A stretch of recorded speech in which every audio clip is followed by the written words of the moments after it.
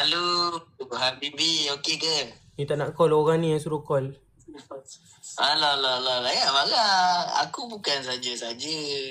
Aku kalau usik-usik kau tu maksudnya adalah tu rindu ke apa macam itulah. Kan kita jumpa lewat gini.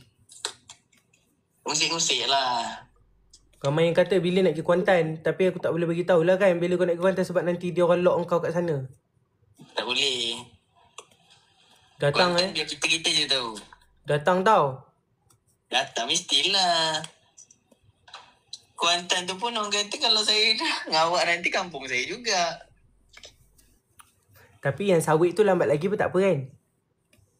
Sawit tu aku dah siap ni dah. Dah bagi tahu mak ayah aku dah. Dia nak sambut. Ha? Dia nak sambut.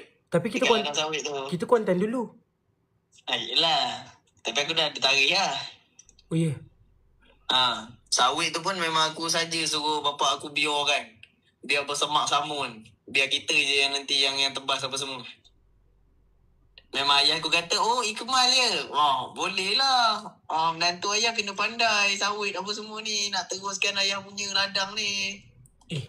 Tapi aku pun cakap Ikmal boleh. Ikmal memang suka ya ladang-ladang ni. Tapi sawit tu kita upah orang pun boleh bersihkan. Lain. Bagaimana menantu dia buat sendiri dengan upah orang.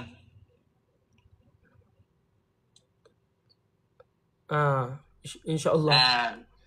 Lepas tu ayah aku kata, dia sajalah cakap dengan aku tadi. Dia kata, kena pandai buat-buat kerja macam ni. Baru boleh jaga anak ayah.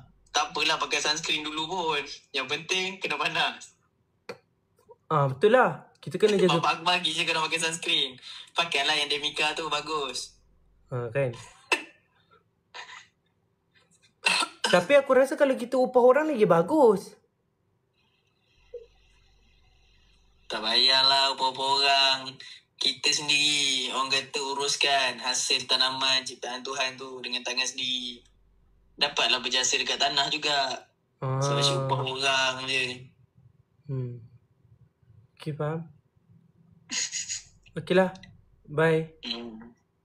Marah lagi ke? Tak. Senyum sikit.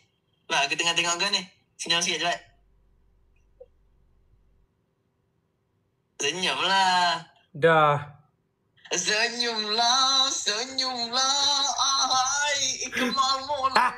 Senyumlah. Dah. Kan comel tu. Dah, bye. Senyum. Okay, bye-bye.